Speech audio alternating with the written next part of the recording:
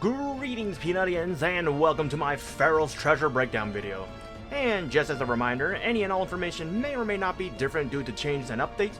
Please remember to refer to the description or the official patch notes for any such changes. And just to preface this video everybody, I do apologize for how informal this one is. This is literally just a glorified PowerPoint. Mostly because there's so many things I need to get done and I'm having very little time to get this done, so in order to get this video out in a timely manner, I'm going to be doing it in this format. Also, in addition, if anyone's actually interested in a breakdown of my first run, I'll be having that at the end of the video. And to get us started, some basic information. Pharaoh's Treasure is essentially a similar event to the Misty Island event, but with a more of a roguelike dungeon style game. There are a total of 5 chapters that are released over a certain time period, that part will be covered later in the video. And each chapter has a total of 20 stages, and you are able to enter the Pharaoh's Treasure a total of 10 times per day per character. And that means you can, according to the wording, go in a total of 10 times across all your characters to try and complete each of the mission's specific tasks as much as you want and or are able to complete per day. And this thankfully allows us to have a little bit more of a flexible feel to it rather than like with previous events where you only had a limited amount of entries per day regardless of characters. And now that general information is done, onwards to specifics.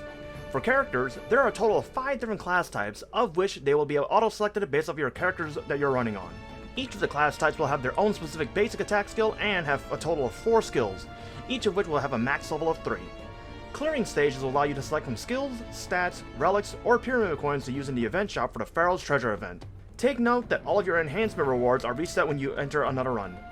Although you can permanently enhance your character via the Eternal Force, so you can start your next run with higher base stats.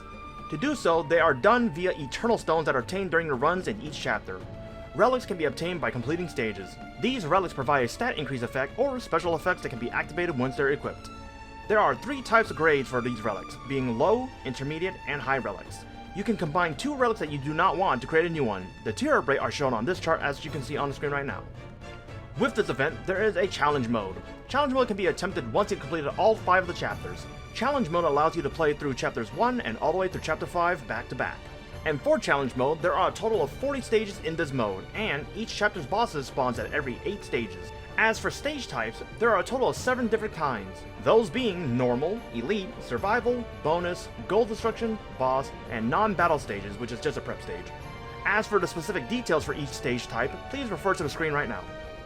As for the missions, there are 2 types of missions, that being normal and challenge missions. Normal missions are completable in chapters 1 through 5, and challenge missions are only completable via the challenge mode.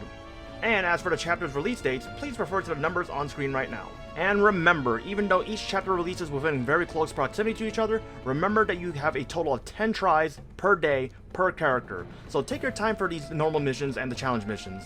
Okay, and this little warning at the very start essentially just tells you that if you have any other keys that are already mapped on your keyboard, they do not work. Refer to what they were beforehand. So for example, jump was initially on Alt, pickup was on Z, interact and harvest is on spacebar, and so on and so forth.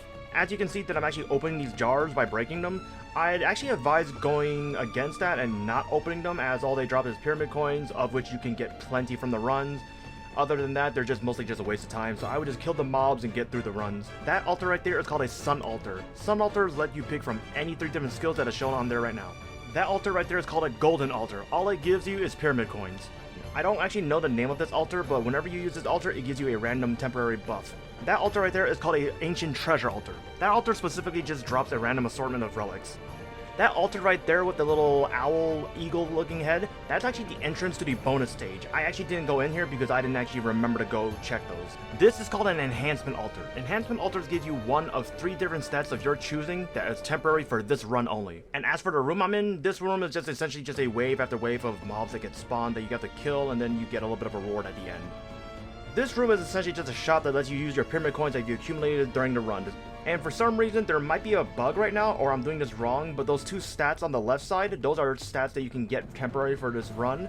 And they seem to not be highlighted, and I was unable to purchase them, so I was only able to buy the skill. I'm unsure if this is consistent through all the chapters, but there appears to be potentially a mini-boss for every chapter during the 10th stage.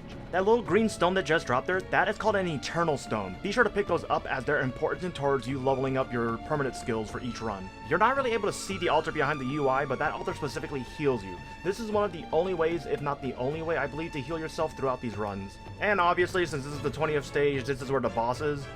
And thankfully for this chapter 1's boss, this boss actually has a very nice predictable set of skills that you're able to like visually see and actually dodge, so it's actually quite simple. I advise everyone to just take their time, as you got plenty of time to fight the boss, and by the time you get here, you should have a lot of skills and a lot of stat boosts to kill this boss easily. Once you've completed your first run, talk to Sonia and complete the Power of the Eternal Stone as well as the Pyramid Catacombs entrance quest. Doing both will give you the access to the Eternal Stones UI, where we allow you to upgrade your permanent stats, as well as giving you the rewards for chapter 1.